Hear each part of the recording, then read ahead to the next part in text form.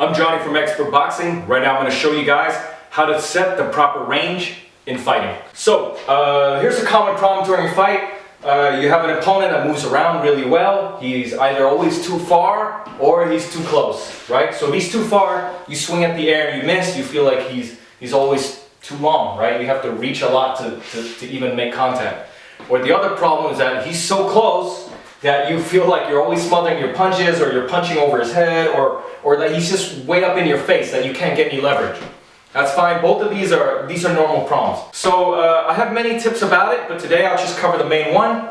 My main tip for this is that when you try to set your range, try to set the range for your backhand, right? Set the range for your right cross, set the range for your left hook. That is the easiest way to go about it, okay? What most fighters do, and the reason why they have this problem, is that they set their range for their jab. And it's really hard to fight this way because the jab has such a long range. So just because I make contact with him out here doesn't mean that he's in range for my right hand. Just because I can reach him with the jab doesn't mean I can reach him with the hook. So how do you deal with this? Well, one easy way is actually try not to always throw such a long jab, right? Because if you throw such a long jab, you're basically establishing the distance way far out where none of your other punches will reach. Be relaxed, come in, be patient. Yes, maybe you can hit him with the jab, but don't hit him yet, right? If you know you can touch him, you've established the range already, you don't need to hit him anymore. Wait until the rest of your punches get in closer, then start firing off, right? Because otherwise, you throw one punch, boom, you pop him with a jab, maybe he goes back, and now you're out of range again.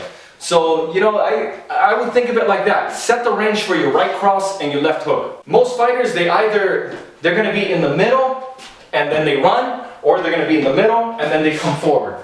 So keep that in mind, right? If you know he's a guy that likes to go forward, okay, start out a little far, and then let him run into your range. Let him run into your punches. And vice versa, if you know this guy always runs away, then make sure you get close enough before you start firing. Because otherwise, if you start firing the moment you can touch him, he's just going to back off, pivot off, walk out, and then you've lost your opportunity. I'm Johnny from Expert Boxing. If you like these tips, check out my website, expertboxing.com, or subscribe to my YouTube channel. Thanks for watching.